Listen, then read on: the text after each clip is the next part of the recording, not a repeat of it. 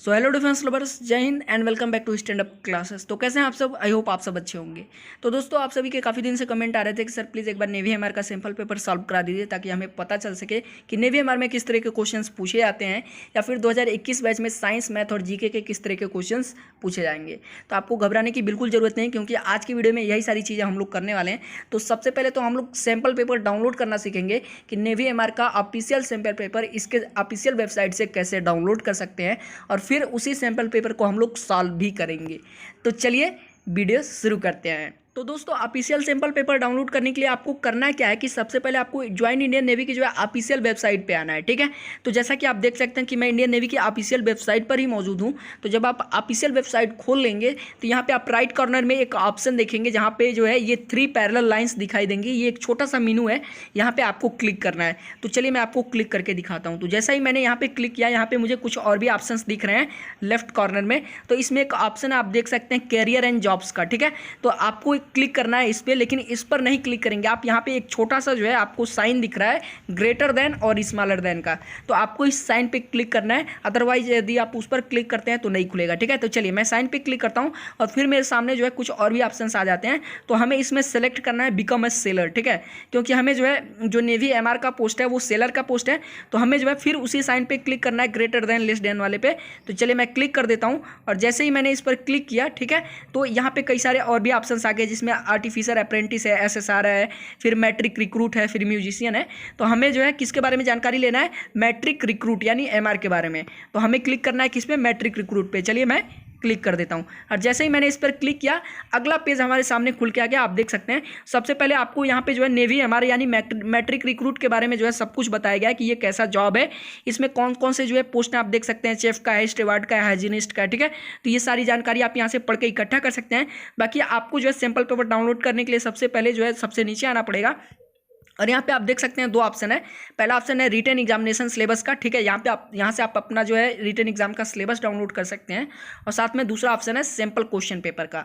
तो हमें sample question paper चाहिए, तो चलिए मैं इस पर क्लिक कर देता हूँ और ये अपने आप जो है हमारे फ़ोन में डाउनलोड हो जाएगा। तो आपको भी ऐसा ही करना है। तो जैसे ही मैंने जो है सैम्पल क्वेश्चन पेपर पर क्लिक किया, ये पूछ रहा है कि आप जो है दोबारा इसे डाउनलोड करना चाहते हैं, क्योंकि ये जो है PDF मेरे पास ऑलरेडी मेरे फ़ोन में पड़ा हुआ है। ठीक है, तो फिर दोबारा डाउनलोड करना है, तो मैं इसे डाउनलोड ऑप्शन पे क्लिक कर देता हूं, और ये देखिए PDF डाउनलोड हो चुकी है और हमारे सामने खुल चुकी है। तो चलिए जो है अब अपने इस जो है सैम्पल पेपर को देखना शुरू करते हैं कि किस तरह के क्वेश्चन साइंस में दिए गए हैं, किस तरह के क्वेश्चन मैथ में दिए गए हैं, और किस तरह के क्वेश्चन जो है जीके में दिए गए हैं।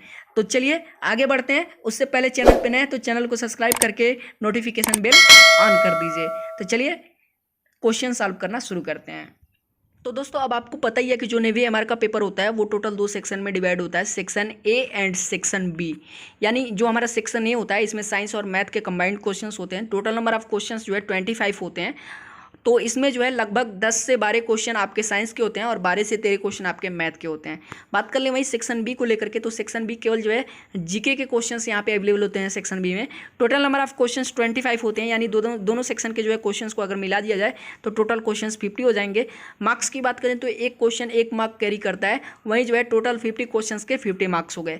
टाइमिंग की बात करें तो आपको जो है 50 क्वेश्चन सॉल्व करने के लिए 30 मिनट की टाइमिंग दी जाती है।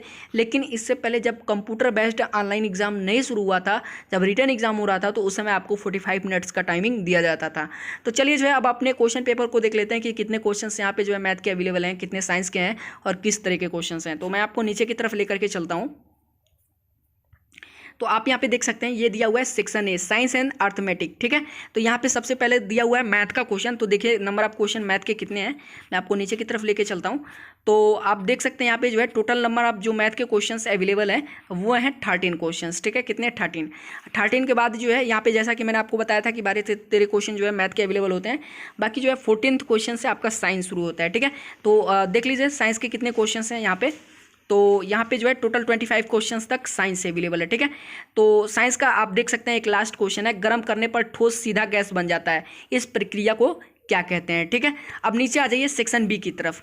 तो जो हमारा सेक्शन बी है, ठीक है, तो सेक्शन बी आप देख सकते हैं जनरल अवेयरनेस का है, सामान्य ज्ञान का है। ठीक है, और इसमें भी जो टोटल नंबर ऑफ क्वेश्चंस हैं वो हैं 25। आप नीचे की तरफ मैं आपको लेकर चल के सारे क्वेश्चंस आपको मैं दिखा देता हूँ। ये देखिए यहाँ पे जो है टोटल नंबर ऑफ क्वेश्चंस यहाँ पे कितने अवेलेबल हैं, वो हैं आपके 25। 5। ठीक है, लास्ट क्वेश्चन आप देख सकते हैं। तो चलिए यहाँ पे जो है आज की क्लास में सबसे पहले हम लोग जो है सेक्शन 20 सॉल्व कर लेते हैं, यानी जनरल अवेयरनेस वाला सेक्शन। फिर बाद में अगली वीडियो में मैं आपको मैथ और साइंस सॉल्व करा दूंगा। तो चलिए सेक्शन बी अपना जो है जीके वाला सेक्शन हम लोग सैम्पल पेपर का सॉल्व करना शुरू करते हैं। तो दोस्तों क्वेश्चंस को शुरू करने से पहले मैं आप सभी से बताना चाहता हूं कि मैं इस सैम्पल पेपर का कोई भी स्पॉइलर नहीं देना चाहता हूं, क्योंकि ऑलरेडी मैंने इस सैम्पल पेपर पे बहुत सारी वीडियोस बना रखी हैं। तो यदि आपको इन क्वेश्चंस का आंसर जानना है तो आप चैनल में जाकर के उन वीडियोज़ को देख सकते हैं, क्योंकि देखिए ये आपका हक है, ये एक सैम्पल पेपर है, कोई प्रैक्टिस सेट नहीं है। ठीक है, तो ये आपका हक है कि आप इसे सॉल्व करें और इस सारे जो है क्वेश्चंस के आंसर आप खुद जो है जानने का प्रयास करें। तो चलिए क्वेश्चंस देखते हैं। तो यहाँ पे हमारा सबसे पहला क्वेश्चन है दोस्तों, सबसे बड़ा ग्रह कौन सा है। तो ऑलरेडी मैंने ये क्वेश्चन आपको कई बार पढ़ा दिया है। तो सबसे बड़ा ग्रह कौन सा है? ऑप्शन नंबर ए शुक्र, ऑप्शन नंबर बी मंगल, ऑप्शन नंबर सी बुध और ऑप्शन नंबर डी बृहस्पति। तो जो ऑप्शन सही होगा आप ट्रिक लगाइएगा। अगला क्वेश्चन देखिए, अगला क्वेश्चन भी बेहद महत्वपूर्ण है। ऑलरेडी मैंने ये क्वेश्चन भी आपको कई बार पढ़ाया है।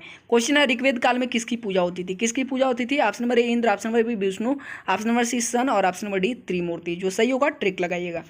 अगला क्वेश्चन देखिए, अगला जो क्वेश्चन है ये हमारे लिए बेहद महत्वपूर्ण है और इस क्वेश्चन को लेकर के काफ़ी सारे लोगों में जो है काफ़ी सारे डाउट्स हैं। तो इस क्वेश्चन का आंसर मैं आपको जरूर बताऊंगा। क्वेश्चन क्या है? एलोरा का जो महानतम ऐतिहासिक स्थल है जो 7वीं शताब्दी के उत्तरार्ध का है वो किस हिंदू देवता को समर्पित है? देखिए बेहद महत्वपूर्ण है। चलिए मैं आपको बता देता हूँ कि जो एलोरा का महानतम ऐतिहासिक स्थल है जो कि 7वीं शताब्दी के उत्तरार्ध का है वो गॉड शिव को समर्पित है। किसको समर्पित है? गॉड शिव को। ठीक है, याद कर लीजिएगा। ऑप्शन नंबर बी हमारा बिल्कुल करेक्ट है। अगला क्वेश्चन देख लीजिए। अगला क्वेश्चन मैं आपको 10 बार से ज़्यादा पढ़ा चुका हूँ। भारतीय राष्ट्रीय कांग्रेस का गठन कौन से वर्ष हुआ था? जो ऑप्शन सही होगा आप ट्रिक लगाइएगा। अगला क्वेश्चन देखिए, अगला क्वेश्चन है राष्ट्रीय राजमार्ग नंबर 4 जो है किन दो बड़े जो है शहरों को जोड़ती है? ठीक है, किन किन जो है शहरों को जोड़ती है? Option number A Mumbai to Nagpur, option number B Mumbai to Chennai, option number C जो है नागपुर टू हैदराबाद और ऑप्शन नंबर डी है बेंगलोर टू मैसूर। ठीक है, जो सही होगा ऑप्शन आप जो है ट्रिक लगाइएगा। अगला क्वेश्चन देख लीजिए। अगला क्वेश्चन है भारत की प्रथम विद्युत चालित ट्रेन डक्कन क्वीन जो है किसके बीच चलती थी? कहाँ से कहाँ जो है चली थी? ठीक है, ऑप्शन नंबर ए मुंबई से सूरत के बीच में, ऑप्शन नंबर बी हावड़ा से दिल्ली के बीच में, ऑप्शन नंबर सी कल्याण से जो है पुणे के बीच में और ऑप्शन नंबर डी नई दिल्ली से चेन्नई के बीच में। तो इसका तो आंसर मैं आपको बता देता हूं कि जो भारत की पहली विद्युत चालित ट्रेन थी दक्कन क्वीन वो कल्याण से पुणे के बीच चलती थी। ठीक है, ऑप्शन नंबर सी बिल्कुल करेक्ट है। अगला क्वेश्चन देख लीजिए। अगला क्वेश्चन आपका ललित कला अकादमी के मुख्यालय कहाँ है? तो ललित कला अकादमी का मुख्यालय कहाँ स्थित है? Option number A New Delhi, option number B Chandigarh, option number C Pune और ऑप्शन नंबर डी कलकत्ता। बहुत बार आपको ये पढ़ा चुका हूँ। जो ऑप्शन नंबर सही होगा वो आप ट्रिक लगाइएगा। चलिए नीचे आ जाइए, अगला क्वेश्चन देख लेते हैं हम। तो हमारा अगला क्वेश्चन है निम्नलिखित में से कौन सा सिंधु घाटी स्थल पाकिस्तान में है? एक बार नहीं 100 बार आपको पढ़ा चुका हूँ। ठीक है, सीधे सीधे जो है मैं आपको बता देता हूँ, जो हड़प्पा सिंधु घाटी स्थल है ठीक है ये पाकिस्तान में है। चलिए अगला क्वेश्चन देख लीजिए। अगला क्वेश्चन है इजराइल अधिग्रहण के विरोध में उदित हुई फिलिस्तीनी हिंसा क्या कहलाती है? जो भी कहलाती है वो आप बताइएगा। Option number A Intifada, option number B Hezbollah, option number C PLO और ऑप्शन नंबर डी हमास। ठीक है, अगला क्वेश्चन देख लीजिए। चलिए मैं आपको बता देता हूं कि इजराइल अधिग्रहण के विरोध में जो उदित हुई फिलिस्तीनी हिंसा है वो क्या कहलाती है? वो कहलाती है इतिफादा। क्या कहलाती है? इतिफादा। ठीक है, ऑप्शन नंबर ए जो है बिल्कुल करेक्ट है। अगला क्वेश्चन देखिए, रन्स एंड रूइंस नामक पुस्तक किसने लिखी है? बेहद महत्वपूर्ण जो है क्वेश्चन है, इसका आंसर आप जरूर जो है पता कर लीजिएगा और मैंने आपको ये पढ़ाया भी है। अगला क्वेश्चन देख लीजिए। अगला क्वेश्चन है आपका की कमी से मधुमेह होती है। तो किसकी कमी से जो है मधुमेह होती है आप लोग बताइएगा। ठीक है, option number A sugar, option number B insulin, option number C calcium और ऑप्शन नंबर डी विटामिन। बहुत बार ये क्वेश्चन आपको पढ़ा चुका हूँ और ये नॉर्मल लेवल का क्वेश्चन है। 8, 9 और 10 में आपको ये पढ़ाया जाता है। ठीक है, अगला क्वेश्चन देख लीजिए। अगला क्वेश्चन है लैंड ऑफ मिडनाइट सन के नाम से प्रसिद्ध देश है। ठीक है, ये क्वेश्चन एक बार नहीं 100 बार से ज़्यादा आपके एग्जाम में आया होगा और आपको अच्छी तरीके से पता होगा कि लैंड ऑफ मिडनाइट सन जो है के नाम से प्रसिद्ध कौन सा देश है। ठीक है, तो कौन सा देश है लैंड ऑफ मिडनाइट सन के नाम से प्रसिद्ध? कौन सा देश है? नॉर्वे है। ठीक है, याद कर लीजिएगा। ऑप्शन नंबर सी जो है बिल्कुल करेक्ट है। चलिए अगला क्वेश्चन देख लीजिए। अगला क्वेश्चन है अक्रिय गैस की खोज से जो है कौन संबंधित है इनमें से? तो इनमें से जो है अक्रिय गैस की खोज से कौन संबंधित है? तो मैं आपको बता देता हूं कि इनमें से जो रामसे हैं ऑप्शन नंबर डी वाले ठीक है वो अक्रिय गैस की खोज से संबंधित है। कई सारे जो है अक्रिय गैसों की खोज इन्होंने किया था। ठीक है, याद कर लीजिएगा। चलिए अगला क्वेश्चन देख लीजिए। अगला क्वेश्चन है आपका एक विद्युत इस्त्री में गर्म करने वाला तत्व जो है किससे बना होता है? तो जो आपका आयरन होता है ठीक है जिससे कपड़ा प्रेस किया जाता है उसमें जो गर्म करने वाला तत्व होता है वो किस चीज़ का बना होता है? तो वो किस चीज़ का बना होता है आप लोग कमेंट करके जरूर बताइएगा, ठीक है। चलिए अगला क्वेश्चन देख लीजिए। अगला क्वेश्चन है आपका, मणिपुर की राजधानी क्या है? बेहद और बेहद जो है महत्वपूर्ण क्वेश्चन है, एक बार नहीं 10 बार से ज़्यादा पढ़ा चुका हूँ, ठीक है। चलिए अगला क्वेश्चन देख लीजिए। अगला क्वेश्चन है, अंडमान और निकोबार द्वीप की राजधानी क्या है? तो अंडमान और निकोबार द्वीप की राजधानी क्या है? Port Blair. Option number C जो है बिल्कुल करेक्ट है, ये कोई बताने वाली चीज़ नहीं है, सबको पता होगा, ठीक है।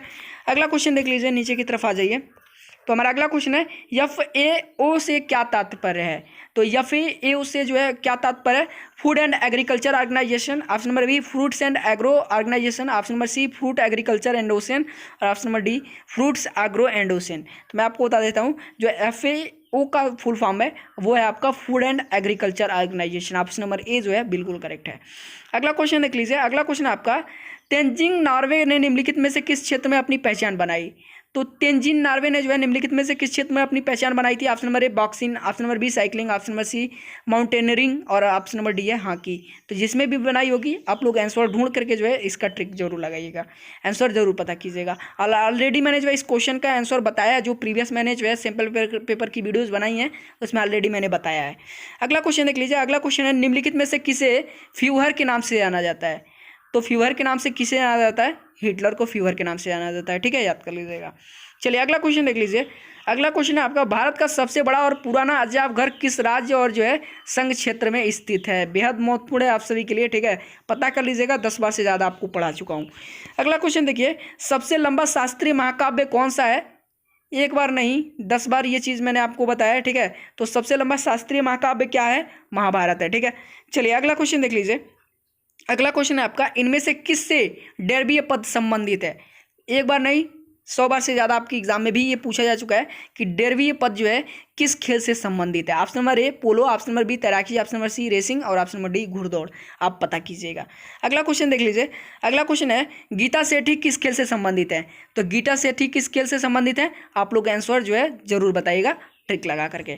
अगला क्वेश्चन देख लीजिए। अगला क्वेश्चन है, शतरंज में प्रथम भारतीय कौन है जिन्होंने अंतर्राष्ट्रीय ग्रैंड मास्टर उपाधि हासिल की थी? तो किसने हासिल की थी ये भी आप जो है कमेंट करके बताइएगा। बेहद आसान क्वेश्चन है, सबको उनका नाम पता है, ठीक है। अगला क्वेश्चन देख लीजिए। अगला क्वेश्चन है, पोलो का खेल कौन से भारतीय राज्य में जो है उद्भूत हुआ? तो पोलो का खेल जो है कौन से भारतीय राज्य में उद्भूत हुआ था? Option number A Manipur, option number B Rajasthan, option number C Gujarat और option number D Paschim Bangal. तो जिस राज्य से उद्भूत हुआ होगा आप लोग कमेंट करके जरूर बताइएगा। ये क्वेश्चन आपके लिए, जितने भी लोग देख रहे हैं इस क्वेश्चन का आंसर आप सभी लोग जो है कमेंट बॉक्स में कमेंट करके बताएंगे। बाकी वीडियो पसंद आया हो तो लाइक कीजिएगा। आज के क्लास में बस इतना ही। बाकी चैनल पे नए हैं तो चैनल को भी सब्सक्राइब करके नोटिफिकेशन बेल ऑन कर दीजिएगा और प्लीज़ वीडियो को शेयर कर दीजिएगा ताकि ये सैंपल पेपर वाला वीडियो आपके फ्रेंड्स को भी मिल सके।